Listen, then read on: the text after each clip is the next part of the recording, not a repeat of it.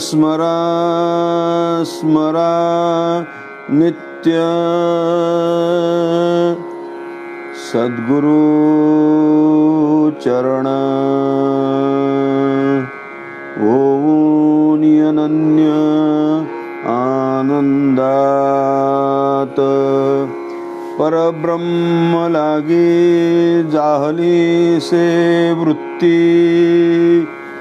देऊ ज्ञान भक्ती परंपरा अविनाशी ब्रह्मा निराकार निर्गुण होई परमहंस निजरूप हंसा मुखे ब्रह्मा ब्रह्मज्ञानी झाला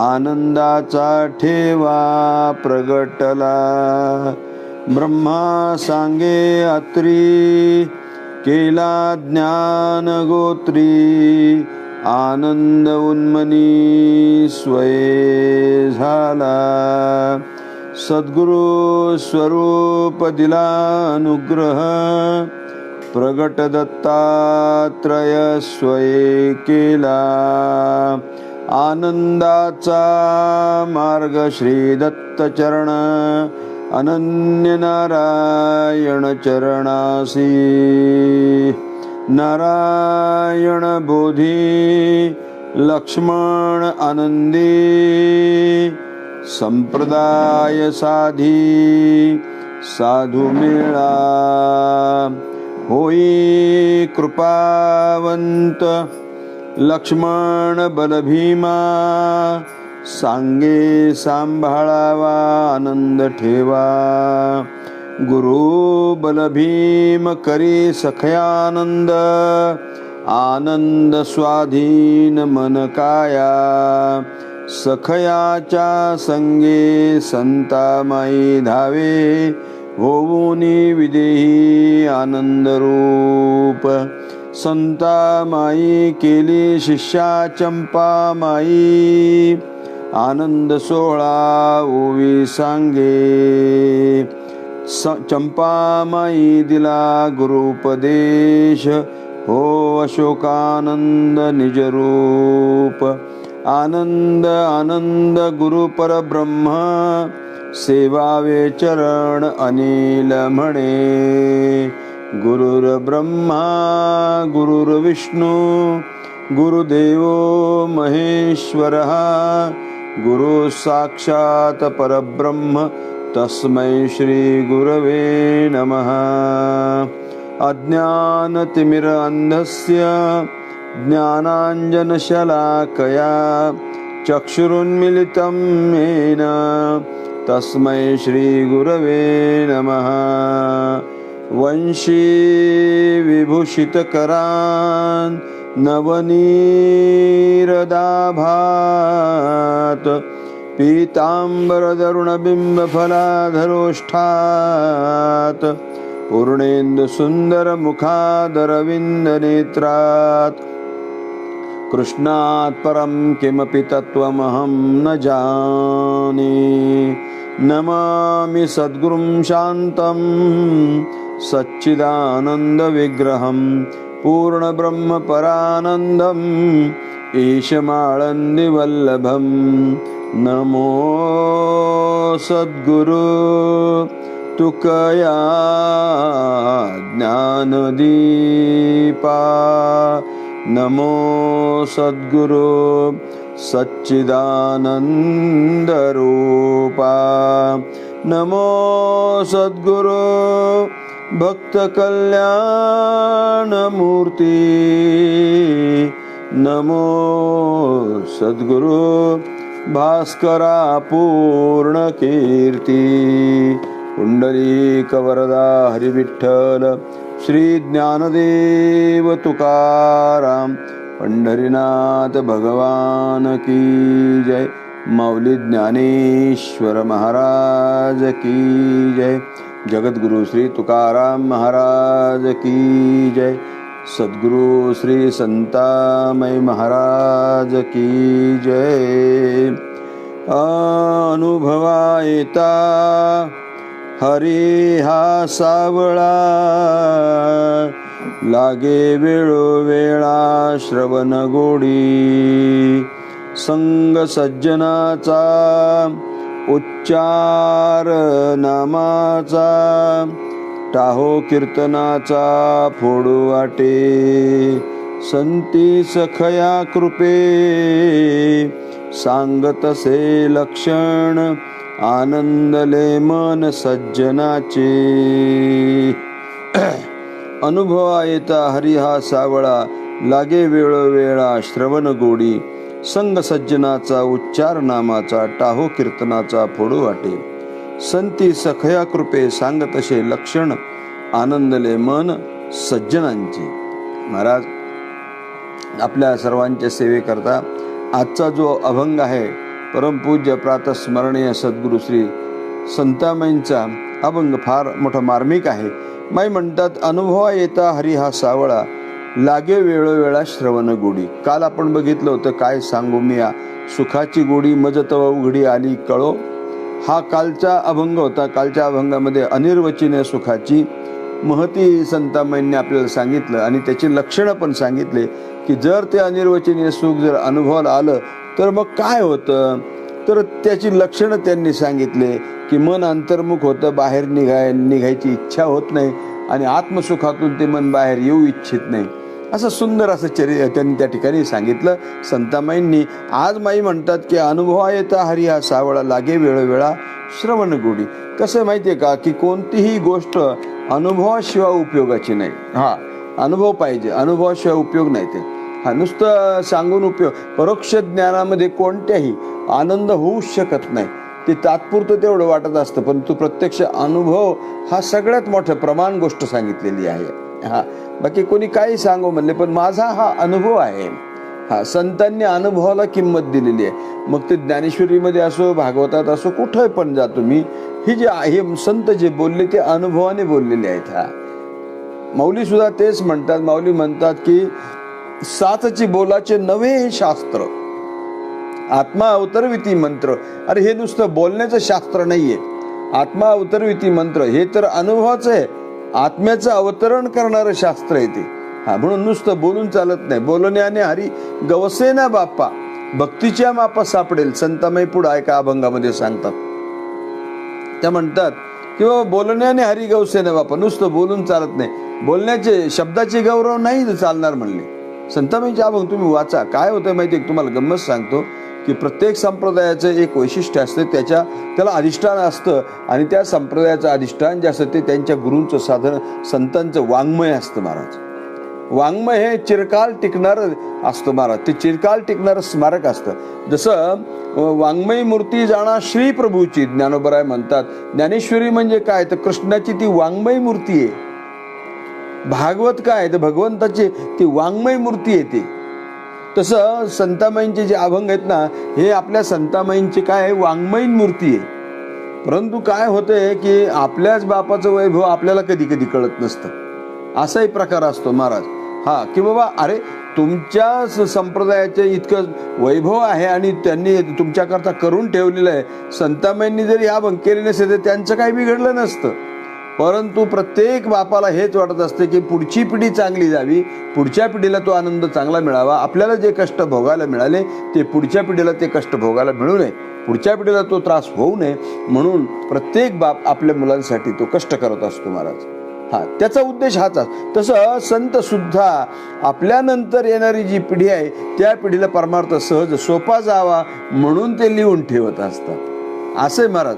नाहीतर आता बघा माऊलींना काय गरज नव्हती मराठीमध्ये ओवी लिहायची. त्यांचं संस्कृत वगैरे ते तर उपजताचं ज्ञानी हे वर्म जाणून आले लोटांगणी चांगदेव. परंतु माऊलींनी माझा मराठीचा बोलू कौतुके परी अमृताते पैजा जिंके, ऐशी अक्षरे रसिके मिळवीन, असं म्हणून माऊलींनी भगवद्गीतेवर मराठी टीका लिहिली महाराज. आणि ती एवढी श्रेष्ठ आहे की जगभर अनेक टीका येतात. अगदी वेगवेगळ्या आचार्यांच्या अनेक टीका आहेत. मी तर असं ऐकलं 108 टीका येतात आणि त्याच्यापेक्षा जास्त असू शकतील. परंतु एवढं असूनही ज्ञानेश्वरी सारखी टीका अजून कुठं झालेली नाहीये महाराज.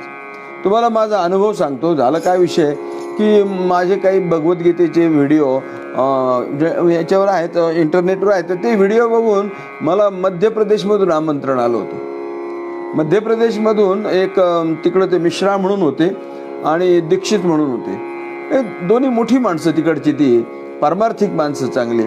आणि त्यांचा मला फोन आला. ते म्हणले की गुरुजी हमने आपकी भगवत गीता सुनी है और हमें बहुत अच्छा लगा. तर मी म्हटलं ठीक है, आप कहाँ से बात कर रहे थे? बोले हम सतना से बात कर रहे, मध्य प्रदेश से बात कर रहे. तर मी म्हटलं ठीक है, तो क्या कर सकता हूँ मैं आपके लिए? तो ते मला म्हणले कि आप हमारे इधर आके हमको गीता सुना सकते हैं क्या? तो बोले जी सुना सकता हूँ. तो लेकिन हिंदी में बोलना पड़ेगा. मतलब अभी तो मैं आपसे हिंदी में बात कर रहा हूँ, ऐसे तो हिंदी में बोल लेता हूँ. तो बोले कोई बात नहीं, चलेगा हमको. आणि महाराज आम्ही गेलो तिथं. सतनामध्ये नवरात्रामध्ये तो कार्यक्रम होता. 9 दिवस तो कार्यक्रम चालला. 9 दिवस चालला. त्या ठिकाणी वेगवेगळे श्रोते यायचे. तिथल्या एका कॉलेजचे प्राचार्य आले होते, तिवारी नावचं, जे डॉक्टर तिवारी, ते आले होते. त्यांनी भगवद्गीता ती ऐकली आणि नंतर आम्ही जिथं थांबलो होतो तिथं ते माझ्याकडे आले. मला म्हणले गुरुजी हमने आपकी गीता सुनी है लेकिन थोड़ा सा प्रॉब्लम है, कुछ हमें शंका है. तो मतलब आप पूछ सकते हैं. ते म्हणले मैंने शंकराचार्य के गीता भाष्य पर मैंने PhD की है. मला मनातून असं वाटलं हा एवढा मोठा माणूस आहे, आपण शंकराचार्याचं गीता भाष्य अध्ययन केलेलं नव्हतं मी त्यावेळेला. नंतर झालं माझं पण मला असं वाटलं की आता आपलं कसं व्हायचं वया माणसापुढं. आणि संस्कृतमध्ये जे शंकराचार्यांचं शांकर भाष्य त्या माणसाने सांगितलं, तर त्याच्यावर माझी PhD म्हणले. तर म्हणलं ठीक है, लेकिन मैंने जो शंकर भाष्य पे गीता भाष्य पे मैंने जो PhD की है, वो गीता भाष्य जो अलग लग रहा है, आप जो बोल रहे हो वो अलग लग रहा है, थोड़ा सा मुझे जरा अलग लग रहा है. तो मतलब मी त्यांना म्हटलं की सर ये अलग लगेगा ही. तो कैसे? मी त्यांना म्हटलं मैं गीता नहीं बोल रहा हूं और शंकर भाष्य तो नहीं, तो फिर क्या बोल रहे हैं आप? मी म्हटलं मैं ज्ञानेश्वरी बोल रहा हूं. महाराज ते उठले आणि मला नमस्कार केला आणि त्यांनी सांगितलं गुरुजी इसीलिए मुझे लगता था कि ये कोई ज्ञानेश्वरी, अब ये गीता अलग लग रही है, तो ये ज्ञानेश्वरी आप कह मतलब हमारी जो स्टडी की बात है तो वो ज्ञानेश्वरी से होती है. महाराष्ट्र में ज्ञानेश्वरी जो है वो हमारा प्रस्थानत्रयी का एक ग्रंथ है. त्याने मान्य केलं महाराज. जो म्हणजे शंकर भाष्यावर ज्यांनी PhD केली असा जो डॉक्टरेट असलेला मनुष्य, पण त्याने सुद्धा मान्य केले की नाही, भगवद्गीतेवरची ज्ञानेश्वरी सारखी टीका कोणाचीही नाही महाराज. हा भावधरोनी वाची ज्ञानेश्वरी, कृपा करी हरी तयावरी, स्वमुखे आपण सांगे तो श्री विष्णू, श्री गीता हा प्रश्न अर्जुनेसी. हे नादबाबांनी ते सांगितलेलं आहे महाराज. तेव्हा हे जसं आहे तसं संतामाईंनी स्वमुखे आपण सांगत असे. संतामाईंनी तर स्वतःच्या मुखाने सांगितलेले. त्यांची साधक मंडळी समोर बसली की ही त्यांना तो उपदेश केला आणि त्या मंडळींनी लिहून ठेवून आपल्यावर अनंत उपकार केले महाराज. आपल्याला वाटत नाही तो भाग सोडून द्या. आपली वृत्ती बहिर्मुख आहे. जरी आपण त्या ठिकाणी साधना करत असलो, काही जरी करत असलो, तरी परंतु आपण वित्थान दशेमध्ये येतो आणि आपण बहिर्मुख होत असतो. मग हा विचार केला पाहिजे की आपल्या या सद्गुरूंनी आपल्याकरता हे एवढं मोठं करून ठेवलेलं वाङ्मय आहे, या वाङ्मयाचा सुद्धा कुठंतरी विचार झाला पाहिजे. कधीतरी याच्यावर त्या ठिकाणी अभ्यास केला पाहिजे. आपल्या या लोकांनी आपल्याकडे जे संप्रदायामध्ये जे कोणी सुशिक्षित आहेत त्यांनी याच्यावर PhD म्हणा, MPhil म्हणा हे केलं पाहिजे. आमच्या एका साधकाने MPhil याच्यावर केलेलं आहे. मुद्दा असा आहे की संतामाईंचं वाङ्मय जे आहे ते केवळ म्हणजे साधकांच्या करता आहे. संतामाई सांगतात की अनुभवा येता हरी हा सावळा. अरे तो हरी जो आहे सावळा म्हणण्यामध्ये त्याला सगुण सांगायचे. सगुण साक्षात्कार, एक निर्गुण साक्षात्कार आणि सगुण साक्षात्कार दोनही झाले पाहिजेत महाराज. हा नुसता निर्गुण साक्षात्कार झाला तर त्याच्यामध्ये अहम राहतो. हा ज्ञानियाचे घरी चोजविता देव असं आहे त्याचं. नवल अहंकाराची गोठी विशेष नलगे अज्ञानापाठी, झोंबे सज्ञानाचे कंठी नाना संकटी नाचवी, असा प्रकार येतो. म्हणून सगुणाचंही ज्ञान त्या ठिकाणी साक्षात्कार अत्यंत आवश्यक. स्वामी विवेकानंद हे निर्गुणवादी होते, निर्गुणाला मानणारे होते ते. आणि त्यांना गुरु जे मिळाले ते तर सगुणावर प्रेम करणारे, अतिशय प्रेमी. हा रामकृष्ण परमहंस. आपल्याकडं जसे नामदेवराय त्या पांडुरंगाला अगदी दूध पिओ नंदलाला म्हणून त्या भगवंताला आग्रह करून नैवेद्य हातीचा मूर्ती जेवी, एवढं ज्यांचं सामर्थ्य त्या नामदेवरायाला ज्यावेळेला गुरुपदेश झाला त्यावेळेला तोच पांडुरंग त्यांना सगळीकडे दिसायला लागला. मग कुत्र्यामध्ये पण त्यांना पांडुरंग दिसायला लागला. लोक सांगताना काय सांगतात की बाबा पांडुरंगाने कुत्र्याचं रूप घेतलं. अरे पांडुरंगाने सगळंच रूप घेतलंय, कुत्र काय घेऊन बसले? सर्वत्र आहे तो परमात्मा. चराचरामध्ये व्यापक आहे तो परमात्मा. सगळ्यांच्या ठिकाणी, दगडाच्या ठिकाणी सुद्धा आहे, जडाच्या ठिकाणी तो आहे, चेतनाच्या ठिकाणी पण तोच आहे. आणि असा जो परमात्मा आहे त्याचा साक्षात्कार होणं गरजेचं. संतामाई म्हणतात, अनुभव येता हरी हा सावळा. एकदा का त्या सावळ्या हरीचं, त्या परमात्म्याचा जर तुम्हाला अनुभव आला तर मग होतं काय? कशाहून समजायचं तुम्हाला परमात्म्याचा अनुभव आला म्हणून? तुम्हाला तुमच्या गुरुने दिलेली जी ध्यान साधना आहे त्या साधनेच्या द्वारा तुम्हाला परमात्मा स्वरूपाचा साक्षात्कार झालाय असं कशावरून समजायचं? तर समजा तुम्हाला अष्टसात्विक भाव झाले म्हणजे तुम्हाला त्या परमात्म्याचा साक्षात्कार झाला का? नाही. अष्टसात्विक भाव तर एखाद्या वेड्याला पण होतात, ज्याला काही माहिती नाही ना असा माणूस त्या ठिकाणी ज्यावेळेला टीव्हीला रामायण लागतं आणि त्या रामायणामध्ये ज्यावेळेला सीतेचा विरह होतो त्यावेळेला कोणताही मनुष्य रडल्याशिवाय राहत नाही महाराज. आस्तिक मनुष्य कोणी असू द्या तो रडतो महाराज. हा, कन्या सासुऱ्याशी जाय मागे परतोनी पाहे तैसे झाले माझ्या जीवा केव्हा भेटसी केशवा. कोणाची मुलगी वाट लावायला लागले आणि आपण ते जर लांबून बघितलं तर आपल्या डोळ्याला पाणी आल्याशिवाय राहत नाही महाराज. म्हणून अष्टसात्विक भाव हे माइलस्टोन आहेत. आपण ज्या रस्त्याने चाललेलो आहे त्या रस्त्यावरचे हे मैलाचे दगड आहेत महाराज. म्हणजे आपला रस्ता बरोबर चाललाय हे त्याच्यावरून कळत असतं महाराज. पुढे आत्मसाक्षात्कार जो आहे त्या आत्मसाक्षात्कारामध्ये कोणतीच अवस्था नाही.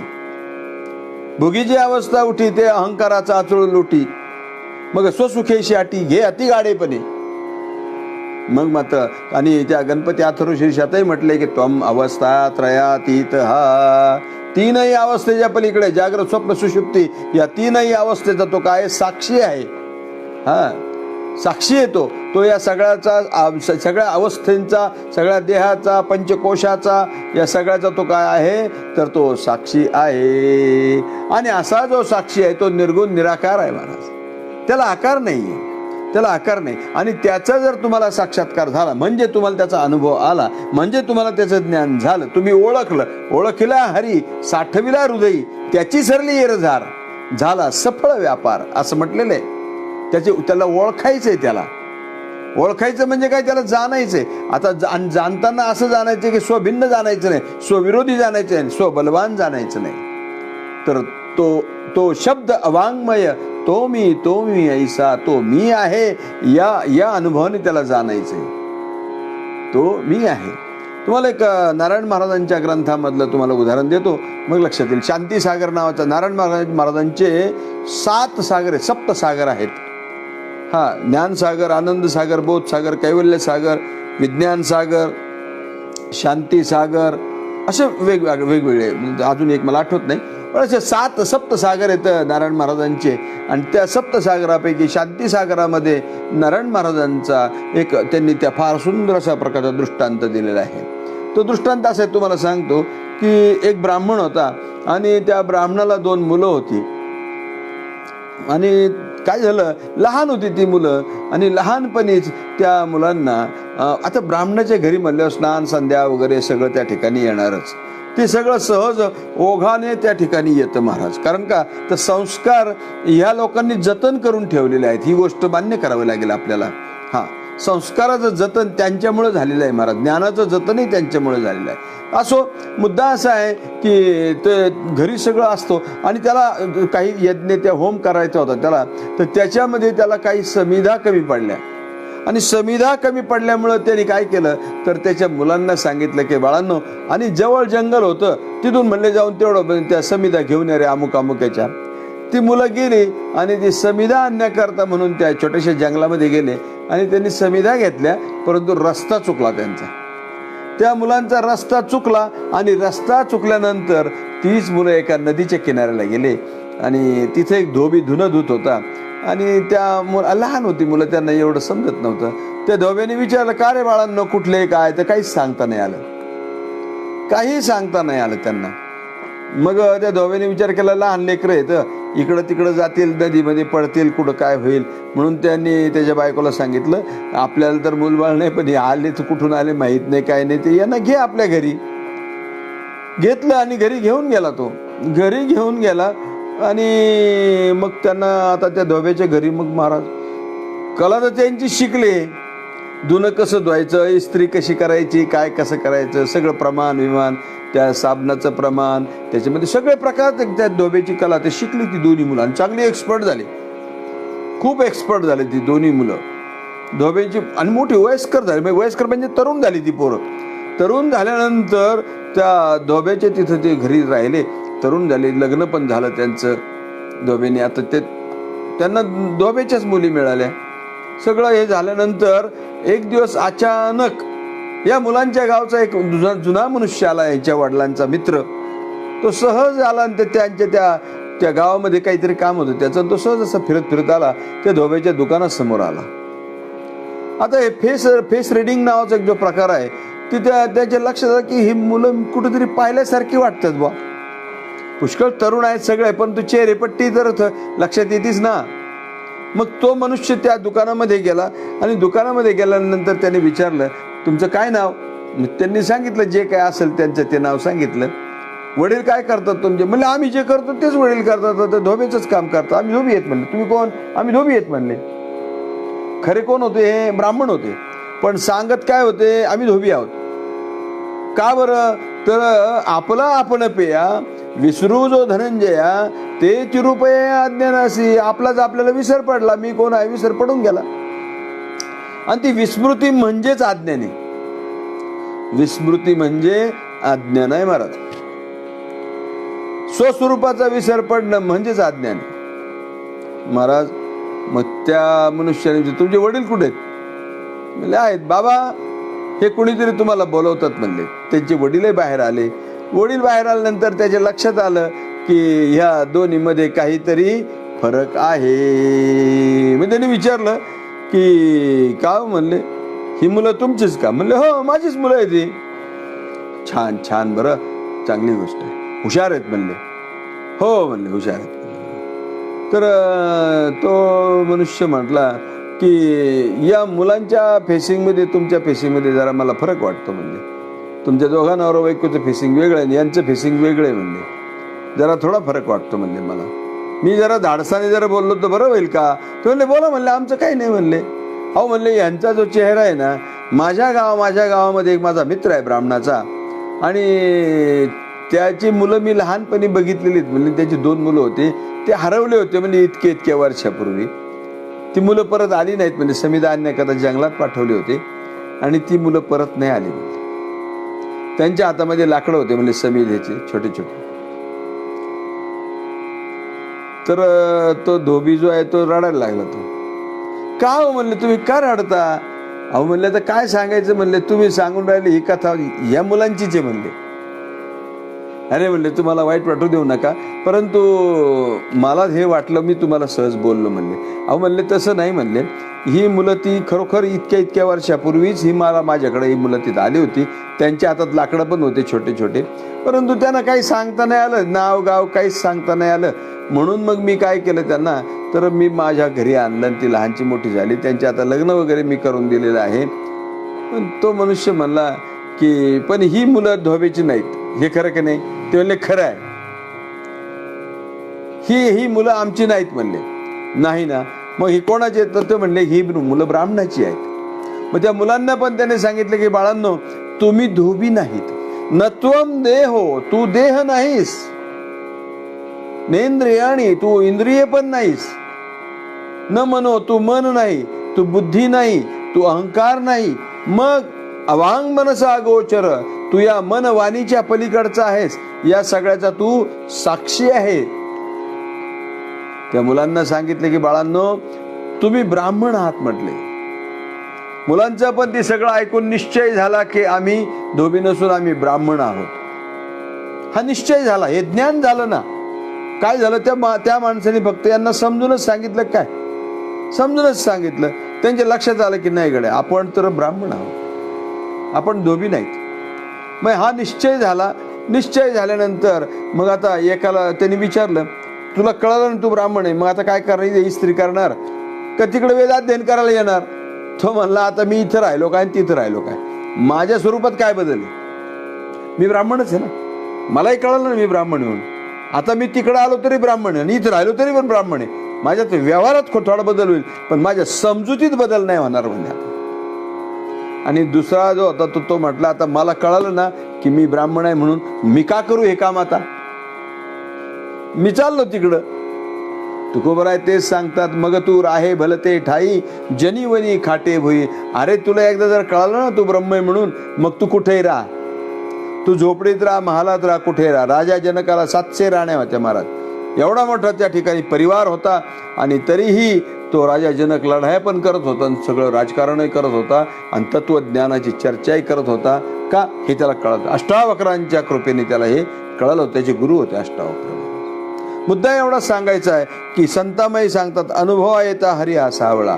हा हरी अनुभवाला एकदा आला ना, मग मात्र काय आता उरलं नाही काही. काय त्या उरले वेगळे आणि वैकुंठ नायक जया कंठी. त्याला आता काही उरलेलं नाहीये महाराज, त्याला काही करायचं उरलेलं नाहीये. का नाही उरलं तर त्याचे एकमेव कारण की त्याने ओळखलंय महाराज. काय ओळखलं? अहम ब्रह्मास्मी ही त्याची ओळख झालेली आहे. आणि एकदा त्याला एवढं कळालं, आता त्याला बाकीचं काही करायची गरज राहिलेली नाही. मग तो कदाचित तिथं थांबला तरी काही अडचण नाही आणि त्याने ते सोडून दिलं धोब्याचं काम तरी त्याला काही फार मोठा फायदा आहे अशातलाही भाग नाही. स्वरूपाची ओळख कळली ना, चुकले स्वरूप घ्या ओळखून. हा, तुमचं स्वरूप जे चुकलंय ते ओळखून घ्या. किरकिर आत्मज्ञान वाचून एक पद आहे, ते फार सुंदर पद आहे ते. हा, काय व्यर्थ ग्रंथ वाचून किरकिर आत्मज्ञान वाचून चुकले स्वरूप घ्या ओळखून. तुमचं स्वरूप चुकलेलं ते ओळखून घ्या म्हणले. आणि जर ते कळालं नाही तर मग ती व्यर्थ किरकिरे म्हणले. मग तुम्ही किती मोठे ग्रंथ वाचा, किती मोठे विद्वान व्हा, आचार्य व्हा, शास्त्री व्हा, काही पण व्हा, हे सगळं होईल पण भुक्तय ना तू मुक्तय. आचार्य विवेक चुडामणीमध्ये म्हणतात त्या ठिकाणी, शब्दजाल महाअरण्य वृथा भ्रमण कारणम. हा, नुसतं फिरतोय माणूस त्याच्यामध्ये, संतुष्टता नाही लाभत महाराज. हा, संतुष्टता नाही लाभत. म्हणून संतामाई म्हणतात की ओळखीला हरी, ओळखीला अनुभवा येता हरी हा सावळा. तो हरी अनुभवाला आल्यानंतर काय झालं, कशावरून म्हणजे लागे वेळोवेळा श्रवण गोडी. श्रवणाची गोडी लागते महाराज, सतत ते ऐकावं वाटतं महाराज. आणि श्रवण ही गोष्ट जी आहे परमार्थामधली पहिली पायरी महाराज. हा, पहिली पायरी. सद्गुरूंनी कानामध्ये काय सांगितलं ते श्रवणच आहे ना. ते महावाक्य उपदेश जो कानामध्ये केला ते एक श्रवण आहे. ते सद्गुरूंनी सांगितलेलं ते काय आहे? श्रवण आहे. तुका म्हणे कानी ऐकली मात, तोच झाला घात जीवपणा. तो जीवपणाला घात झाला म्हणजे काय झालं? जीवभाव राहिला नाही ना महाराज, जीवभाव राहिलाच नाही. हा, तो जीव हा ब्रह्मरूप झाला महाराज. हा, ज्याशी जीवित्व नाही शरीर शेकी शिष्या ते जीवे मारी. जो शिष्याला जीव मारतो म्हणले त्याला सद्गुरू म्हणतात. सद्गुरू श्रीकृष्ण त्याते मानी भागवतामध्ये म्हटलंय. सद्गुरू त्याला म्हणतात की जो शिष्याचं जीवत्व घालवतो म्हणजे जीवभाव घालवतो, जीवपणा घालवतो. तोची झाला घात जीवपणा म्हणजे जीवभाव गेला, जीवभावाचा बाद झाला. कळलं की मी जीव नाही, मी ब्रह्म आहे. हे कळणं हे महत्वाचं आहे महाराज. आणि हे जर कळत नसेल तर तो परमार्थ नाही महाराज. मग ते व्यर्थ मनोरंजन आहे महाराज, व्यर्थ मनोरंजन आहे. आणि हल्ली बघितलं तर कुठेही जा तुम्ही तशीच अवस्था आहे.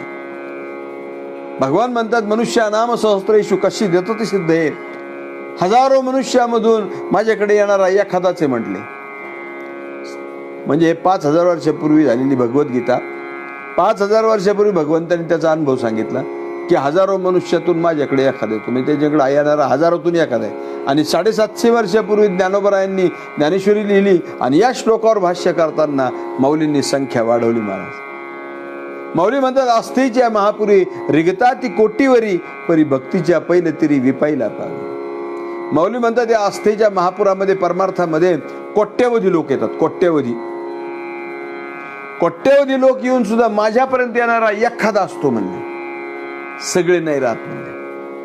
विचार करा, कोट्यवधी मधून एक 750 वर्षापूर्वीच आहे. आज 2020 मध्ये आपण काय बोलणार सांगा? अब्जावधी बोलावं लागेल. अब्जावधी लोकांमधून एखादा खरा परमार्थिक आहे, एखादा खरा महात्मा आहे.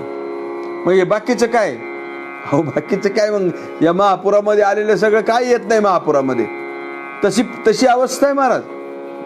लोकरंजन आणि लोक मनोरंजन हा कीर्तनाचा हेतू कधीच नव्हता.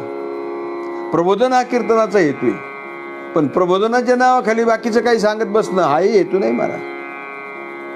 म्हणून सांगायचं तात्पर्य असं की लागे वेळोवेळा श्रवण गोडी ऐकावं वाटत असतं. महाराज, श्रवण हे प्रथम पायरी आहे. म्हणून ज्या वेळेला आपण श्रीगुरूंना शरण जातो त्यावेळेला श्रीगुरू आपल्याला हाच उपदेश करतात की बाबा, तू देह नाही, तू मन नाही, तू बुद्धी नाही, तू काही नाही, तर तू कोण आहे? तर तू सोहम आहे महाराज. हा, धरिता सो सोडता हम, अखंड चाले सोहम सोहम. तर तू परमात्मा आहे. तू सोहमचा अर्थ काय आहे? तो मी आहे. आणि तो मी आहे या महावाक्याचा बोध श्रीगुरु कानामध्ये सांगत असतात महाराज. लोकांना असं वाटतं हे कानात काय सांगतात कोणाच ठाऊक. काही काही लोक टीका करतात, म्हणतात त्यांचे काय कानात कुजबुज करतात. कुजबुज ही कुजबुज झाल्याशिवाय तुला मुक्तीच नाही. कोणी असू द्या, कोणी असू द्या. हा, येथे नाही उरो आले हरिहर अवतारी येर ते पामर जीव किती.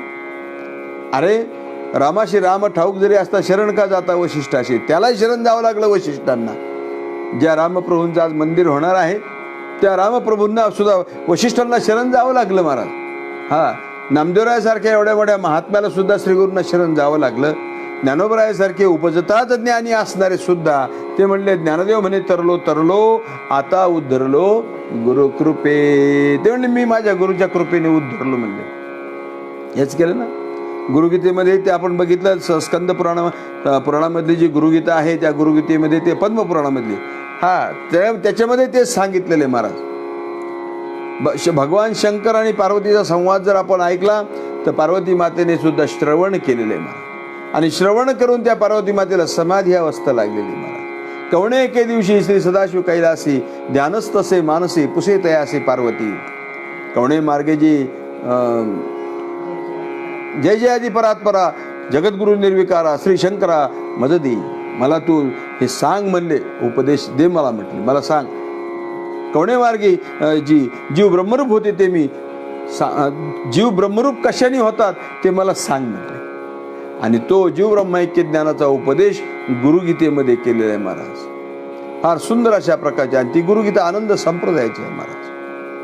त्या गुरुगीतेचा उपदेश करून पार्वती मातेलाही समाधी लागली महाराज. मच्छिंद्रनाथ महाराजांनी पाण्यामध्ये ऐकलं आणि तिथून पुढे तो नाथ संप्रदाय सुरू झाला महाराज. कानानेच ऐकलं ना. श्रवण करणं हा कानाचा विषय आहे, श्रवणेंद्रियाचा विषय महाराज. शब्द विषय जो आहे तो श्रवणेंद्रियाचा आहे. आकाश तत्वापासून ते श्रवणेंद्रिय तयार झालेले आणि आकाशाचा गुण जो आहे तो शब्द आहे महाराज. आणि या शब्दाद्वारा माऊली म्हणतात अमृतानुभवामध्ये, बाप उपयोगी वस्तू शब्दू जो स्मरणदाने प्रसिद्धू. हा जो शब्द आहे अतिशय उपयोगी आहे. काय करतो तो? तुम्हाला तर ब्रह्मज्ञानाचा उपदेश करतो. तुमची ओळख तुम्हाला तो शब्द करून देतो. म्हणून हा शब्द फार उपयोगाचा आहे. आणि शब्द म्हटले की तो श्रवणानेच ऐकावा लागेल. श्रवणेंद्रियाने त्याचा श्रवण घडेल, इतर गोष्टी. म्हणून मग संतामाई म्हणतात की लागे वेळोवेळा श्रवण गोडी. वेळोवेळा, त्यांनी वेळोवेळा हा शब्द वापरलेला आहे. वेळोवेळा म्हणजे निरंतर सतत ऐकत राहावं वाटतं, कंटाळा नाही. महाराज, ज्या वेळेला परीक्षितीला शाप मिळाला की 7 दिवसांनी तुझा मृत्यू होईल, महाराज त्या राजा परीक्षितने भला मोठा मंडप वगैरे टाकला, सर्व संघ परित्याग केला आणि श्रीगुरूंची वाट बघू लागला. त्या ठिकाणी शुकाचार्यांचं आगमन झालं. शुकाचार्य त्या ठिकाणी आसनस्थ होऊन त्याला भागवत सांगू लागले महाराज. हा, किती भागवत 24 तास चाललं होतं ते महाराज. आम्ही 4-4 तासात 2 तासात कंटाळून जातोय. त्यांचं भागवत 24 तास चाललं होतं. मी विनोदाने सांगत असतो मित्रांनो, शुकाचार्य एक असा महात्मा होता की ज्याने आयुष्यात एकच सप्ताह केला, परत केलाच नाही. शुकाचार्य असा महात्मा होता की ज्याने एकच शिष्य केला, दुसरा केलाच नाही, काहीच नाही महाराज. ते निस्पृह, अति निस्पृह होते ते. हा, आणि निस्पृहस्य तृणवत जगत अशा अवस्थेतले शुकाचार्य असे महात्मे होते. अंगावर वस्त्रही नव्हतं तर खिसा कोणून ठेवला. ही अवस्था त्या शुकदेवांची. आणि राजा परीक्षितने त्या ठिकाणी त्यांच्या समोर बसून ते श्रवण चाललेलं होतं. आणि मध्येच त्या राजा परीक्षितला अशी तो डुलकी येऊन खाली पडला. तो खाली पडल्यानंतर शुकाचार्यांनी त्याला विचारलं, सावध केला त्याला आणि विचारलं, काय झालं तुला? माफ करा म्हणे महाराज, तुमच्या वक्तव्यामध्ये मला विक्षेप झाला, तुमचा विक्षेप झाला, तुम्हाला विक्षेप झाला, मला माफ करा. अरे पण तू पडला का? शुकाचार्य त्या ठिकाणी भगवंताचं वर्णन करत होते आणि पूतना लीला सांगत होते. पूतना लीला श्रवण कसा असावं हे बघा बरं. पूतनेचं वर्णन करत होते. ती पूतना आली, ती स्तनामध्ये विष भरून आली, भगवंताकार त्या ठिकाणी त्याला विष पाजून त्याला मारण्याच्या उद्देशाने आली, असं ते वर्णन सुंदर चाललं होतं. अरे शुकदेवांसारखा वक्ता म्हटल्यावर तर काय विषय राहिला महाराज. ज्ञानोबरायांनी अमृतानुभवामध्ये वर्णन केलेलं आहे हा, की शुकाधिक दादुले भाट यायची असं म्हटलेलं आहे. शुकदेव ज्ञानेश्वरीमध्ये सांगितलेले त्यांनी, शुकाधिक हे दादुले आहेत म्हणजे परमार्थातले दादा लोक आहेत. हा, विषय जिणवणी जन्मले जे शुकाधिक दादुले, ज्यांनी जन्मताच विषयाचा त्याग केलेला आहे. हा, युंजान योगी आणि युक्त योगी नावाचे दोन प्रकार आहेत. ज्यांनी जन्मताच विषयाचा त्याग केलेला आहे असा महात्मा ज्यावेळेला भगवंताच्या लीलेचं वर्णन करतो, तो रासलीलेचं वर्णन करतोय, त्याच्या रासलीलेचं तो वर्णन करतो आणि यांनी जन्मताच त्या ठिकाणी विषयाचा त्याग केला असा तो महात्मा आहे. आणि ते शुकाचार्य त्या पूतनेचं वर्णन करत असताना राजा परीक्षित एकदम बेशुद्ध पडला. म्हणून त्याला विचारलं, राजा कशामुळे झालं तुला असं? तो म्हणे, महाराज काही नाही, तुम्ही सांगत होते पूतना स्तनामध्ये विष भरून आली आणि भगवंताला ते विष पान करायला, किती छोटंसं मूल ते, आणि एवढ्याशा लेकराला विष पान केल्यानंतर त्याचं काय होईल मला भीती वाटायला लागली म्हणले, आणि म्हणून मी बेशुद्ध पडलो. याला म्हणतात श्रवणातली गोडी. महाराज जो शब्द तिकडून आला त्या शब्दासरशी हा बेशुद्ध पडला. किती तादात्म्य असेल त्या कथेशी, त्याचं भयंकर तादात्म्य महाराज. हा, वृत्ती तदाकार होऊन गेली महाराज. हा, वृत्ती तदाकार होऊन गेली आणि तदाकार झालेली वृत्ती माघारीच नाही आली. त्यांना असं वाटलं आता कृष्णाला काय होईल, आता भगवंताला काय होत असतं का, त्याची ती लीला आहे. पण हे आपण म्हणू, तो म्हणत नव्हता, तो विशुद्ध पडला महाराज. याला म्हणतात खरं श्रवण. आपलं श्रवण कसं आहे, आपण ऐकायला बसलो तरी आपल्या डोक्यात घरी कुलूप लावलं का नाही, घरी अमकं होतं, घरी तमकं होतं, असं डोक्यात काही किंवा अन्य काही विषय येतात आपल्या डोक्यामध्ये. त्याच्या डोक्यामध्ये दुसरा विषय नव्हता महाराज. हा, संतमय तेच सांगतात की लागे वेळोवेळा श्रवण गोडी. श्रवणाची गोडी लागते महाराज, ऐकावं वाटत राहत, सतत ऐकत राहा. श्रवणाचे दोन प्रकार, एक अंगी श्रवण, एक अंग श्रवण महाराज. तर तात्पर्य अर्थ असा आहे की अशा पद्धतीचं श्रवण पाहिजे. आणि श्रोत्याचे काही वेगवेगळे प्रकार आहेत महाराज, आणि वक्त्याचे काही वेगवेगळे प्रकार आहेत. त्यात इतकं सांगायला मला वेळ नाही, परंतु हा परीक्षित राजासारखा श्रोता सर्वोत्तम श्रोता महाराज. ऐकलं त्यांनी, ऐकल्यासरशी तद्रूपच झाला. हा, दोनच प्रकार सांगतो, एक श्वानमुखी श्रोता आणि एक व्याघ्रमुखी श्रोता. श्वानमुखी श्रोता म्हणजे काय, कुत्रं जे असतं ना, त्या कुत्र्याला जर एखाद्याने दगड मारला, ते कुत्रं त्या दगडाच्या मागं पळत जातं आणि दगडाला चावत असत. याला श्वानमुखी श्रोता म्हणतात. काय होतं, काही श्रोते असे असतात की एखाद्या वक्त्याने एखादा समजा दृष्टांत दिला किंवा एखादा विषय सांगितला, तर तो त्याच्या अर्थावर जात नाही, तो त्याची बुद्धी अर्थरूढ होत नाही. मग होतं काय, तो शब्दार्थ घेतो, वाच्यार्थ घेतो आणि तिथंच बसतो तो. आणि व्याघ्रमुखी श्रोता जो आहे, तो व्याघ्रमुखी श्रोता असा आहे, तुम्ही वाघाला दगड मारणारा माणूस बघितला कधी? केव्हा म्हणले वाघाला दगड मारला? अरे सोपं आहे का महाराज? वाघाला जर समजा कदाचित वाघाला जर दगड मारला, वाघ दगडाकडे जात नाही, ज्याने मारलंय त्याला पकडतो. तसं उत्तम श्रोता जो असतो ना, तो काय करतो महाराज, की शब्द वक्त्याच्या मुखाने बाहेर पडला, तो अर्थावर जातो, त्याची अर्थारूढ बुद्धी होऊन जाते महाराज. एखादी ओवी, आधी जो सतत ऐकणारा जो आहे ना, तुम्ही बघा, एखादी ओवी जर त्यांनी सांगितली ना कोणी वक्त्यानी, हा लगे त्याचा अर्थ प्रतिपादन करतो, कारण त्याची बुद्धी शब्दावर थांबत नाही, त्याची बुद्धी अर्थारूढ होऊन जाते महाराज. त्याची बुद्धी अर्थारूढ होऊन जाते, इतकं त्याची तयारी असते ऐकण्याची. मग ऐकणारा जो आहे ना, तोही त्या ठिकाणी तो तसा पाहिजे, तो तदाकार होणारा पाहिजे महाराज. हा, ऐकलं की ऐकल्यासरशी वस्तुरूप झाला. हा, काना वचनाची भेटी सरशाची पैकिरीटी वस्तू उनुठी कवणे ऐकुजो. ज्ञानोबा म्हणतात कवणे ऐकुजो म्हणजे एखादा असतो, असे सगळे नसतात, एखादा असतो. संतामाई तेच सांगतात की बाबा, जर समजा अनुभवाला जर भगवान आला ना, भगवंताचा जर साक्षात्कार झाला ना तर त्याला लागे वेळोवेळा श्रवण गोडी, त्याला सतत सतत ऐकत राहावं वाटतं. पुसावेशी हेची वाटे जो जो भेटे तयासी, कोणी भेटलं का त्याला वाटतं हे विचारावं आपण त्याला, काय हो भगवंत कसा आहे, भगवंत कृपा करील का नाही माझ्यावर, ईश्वराची कृपा होईल का नाही माझ्यावर, असं सारखं विचारावं वाटतं. स्वामी विवेकानंदांची अवस्था अशीच झाली होती महाराज. ज्यावेळेला त्यांना अतिशय तीव्र मुमुक्षत्व त्यांच्या ठिकाणी होतं, ते कोणत्याही साधूकडे जायचे, कुठे ऐकत बसायचे. ऐकून झालं का त्या साधूला विचारायचे, का परमात्म्याचं साक्षात दर्शन तुम्हाला झालंय का. गडबडायचे महाराज. नशीब चांगलं आहे की आता महाराज लोकांना कोणी विचारित नाही असं. हा, हे जर विचारलं ना काही सांगता नाही येणार महाराज. त्यांनी विचारलं स्वामी विवेकानंदांनी, प्रत्येकाला विचारायची. महाराज नाही सांगता आलं, शेवटी योग चांगले की नेमकी श्रीगुरूंची कर्मसाम्य दशा, जेथ होय विरेशा मग श्रीगुरु आपैसा भेटीची गा. कर्मसाम्य दशा झाली, योग आले आणि योग आल्याबरोबर रामकृष्ण परमहंसांची भेट झाली. रामकृष्ण परमहंसांना स्वामी विवेकानंदांनी हाच प्रश्न विचारला की ठाकूर तुम्ही देव बघितलाय का. ते म्हणले तू जेवढा स्पष्ट दिसतोय ना तुझ्यापेक्षा जास्त स्पष्ट त्याला बघितलंय, तुला बघायचं का. असा गुरु पाहिजे, असा गुरु पाहिजे, तुला बघायचंय का. आणि तुकाराम महाराज तेच म्हणतात, देव दाखवी ऐसा कोण भेटे गुरु, तयाचा उपकारू माझे माथा. देव दाखविला असा कोण गुरु मला भेटेल बरं. आणि जर तो भेटला तर त्याचे उपकार अनंत उपकार, अनंत उपकार त्यांचे. मग त्या उपकारातून उत्तीर्णता होणं अवघड आहे महाराज. काय द्यावे त्यासी भावे उतराये, ठेवितो हा पायी जीव थोडा. मग मात्र त्या उपकारातून उत्तीर्णता होणं शक्य नाही. तुकाराम महाराज म्हटले, अनेक सर्व महात्म्यांनी तेच सांगितलं. संतामाई तेच सांगून राहिल्या, अनुभव येता हरी हा सावळा, लागे वेळोवेळा श्रवण गोडी. सतत श्रवणामध्ये गोडी उत्पन्न होते. श्रवण सतत श्रवण करावं असं वाटत असतं महाराज. आमचं उलट होतं, आम्ही श्रवणाला बसलो, ऐकायला बसलो का आम्ही हा कुठं चुकतो हे बघत असतो.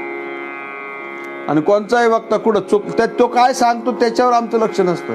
तो चुकतो कुठं ह्याच्यावर लक्ष आहे. चुकला रे चुकला की धरलाच त्याला. अवघड आहे, खूप अवघड आहे. आणि मीच कसा खरा आहे आणि हा कसा चुकीचा आहे हे करण्यातच यांचं आयुष्य चाललंय. तर असं करायची काही गरज नाही. कोण कसं सांगो त्याच्याशी प्रतिवाद करू नका. तुम्ही तुमचं समजून घ्या आणि तुम्ही तुमच्या पद्धतीने चाला बस. कबीर महाराज माई नेहमी सांगायच्या, म्हणजे चंपामाई सांगायच्या, ते म्हणायच्या की बाबा अरे कोण काय बोलतच असतं मारे. हा, तू तो अपना राम स्मर, जग लढवा दे तू तो अपना राम स्मर, जग नरक में पचता है पचवा दे तू तो अपना राम स्मर. अरे बाबा जग नरकात जाते, जाऊ दे, तुला काय पण तुझं बघ ना काय चाललंय ते, तू तुझं बघ. तुकाराम महाराज सुद्धा म्हणले, कासया पावा अनिकाचे गुणदोष, मजपासी त्याचे काय उणे असे, मी बाकीच्याचे गुणदोष काय बघत बसू, माझजवळ भरपूर येतं. किंबहुना महाराज म्हणतात की गुणवंत केलो दोष जाणाव्या लागी. मी गुणवंत का झालो तर दोष कळण्यासाठी. मला भगवंतांनी गुणवंत का केलं, दोष कळण्यासाठी मला गुणवंत केलं. म्हणून कधी कोणाचे गुणदोष बघत बसायचे नाही, आपण आपलं स्वहित करायचं. हा, जग लढवा दे, त्यांना लढू दे, तुम्हाला काय करायचं. तू तो अपना राम स्मर, कबीर महाराज म्हणतात. तू तुझं स्मरण कर, तू भगवंत तुझी साधना तू कर, तुझ्या उद्धाराचं काय आहे. संतामाई ते सांगतात, त्या म्हणतात की लागे वेळोवेळा श्रवण गोडी, श्रवणाची गोडी वेळोवेळ लागे. संग सज्जनाचा उच्चार नामाचा, टाहो कीर्तनाचा फोडू वाटे. सतत सज्जनांच्या संगतीमध्ये राहावं वाटतं, म्हणजे सत्संग सतत करावा वाटतो. उच्चार नामाचा आणि नामस्मरण करावं वाटतं. नामाचा उच्चार म्हणजे नामस्मरण करावं वाटतं, नामसाधना करावी वाटते आणि सज्जनांचा संग करावा वाटतो. महाराज तुकाराम महाराजांनी नलगे मुक्ती आणि संपदा संत संग देई सदा.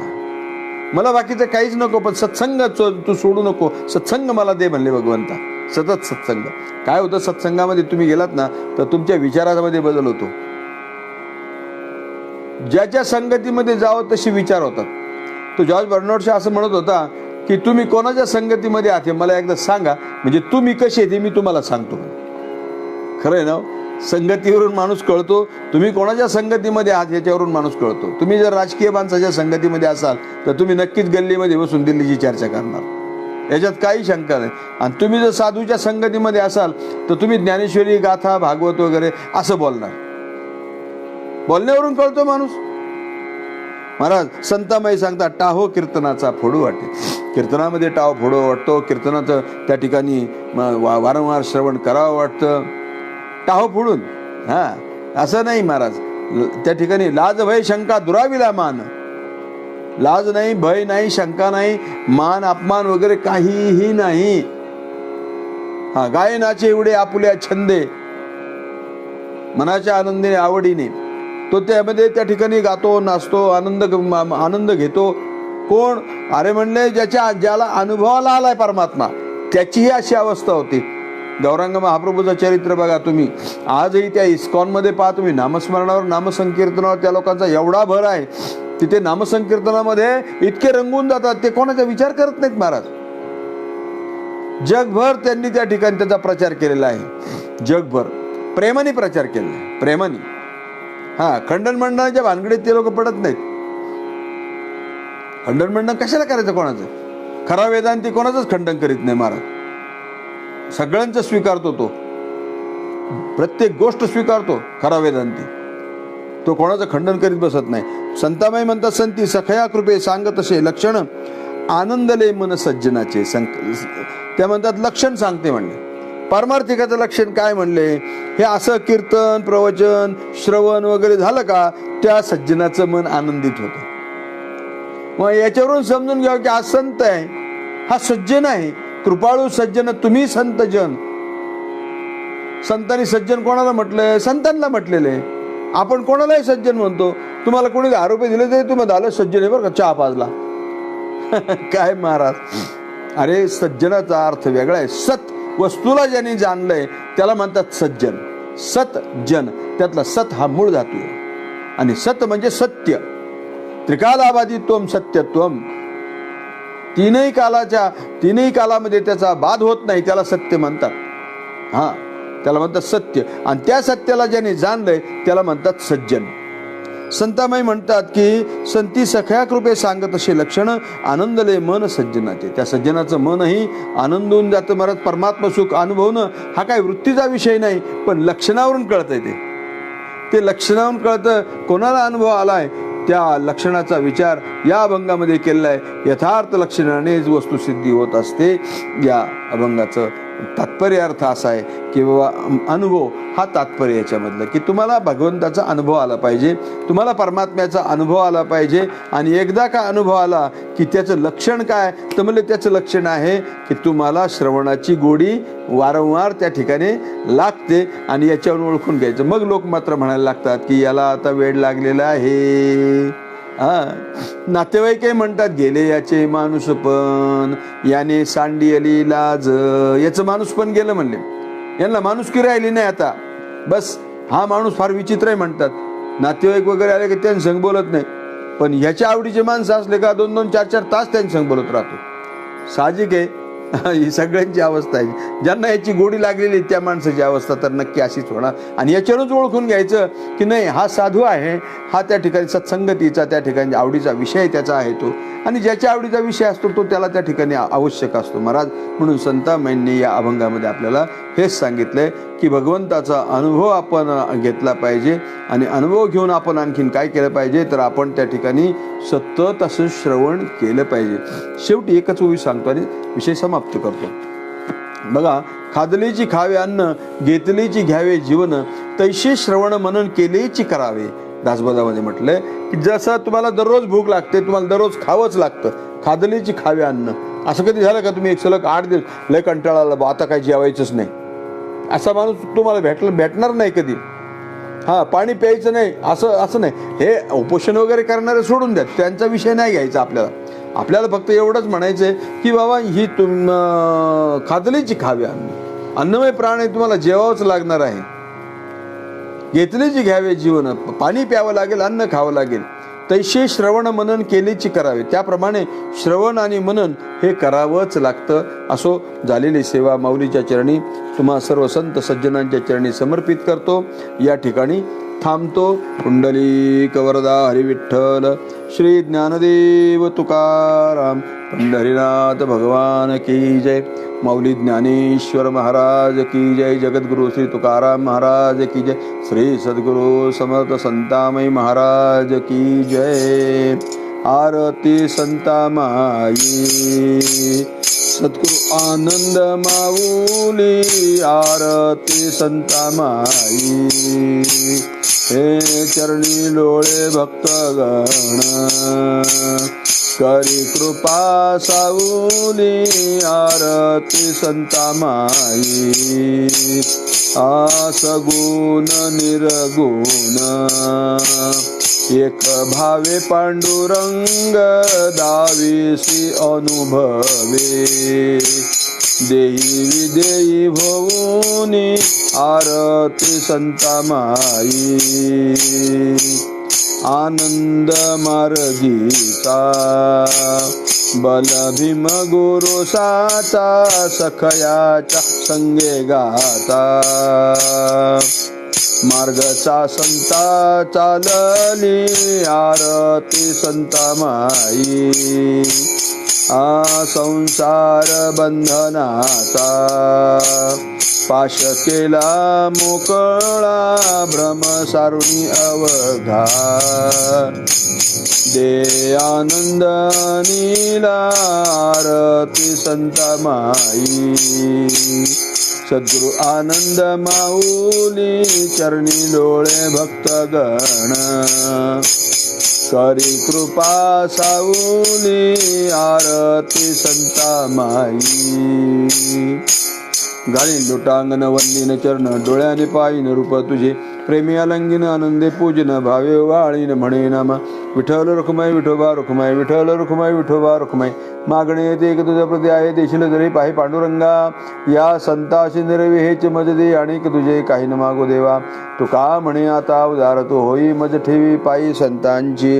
या संताशी निरवी हेच मज दे. आणिक तुझे काही न मागो देवा. ज्ञानदेव तुकाराम ज्ञानदेव तुकाराम तुकाराम तुकाराम तुकाराम तुकाराम. पुंडलिका वरदय हरी विठ्ठल. श्री ज्ञानदेव तुकाराम पंढरीनाथ भगवान की जय. माऊली ज्ञानेश्वर महाराज की जय. जगद्गुरु श्री तुकाराम महाराज की जय. श्री सद्गुरु संतामय महाराज की जय.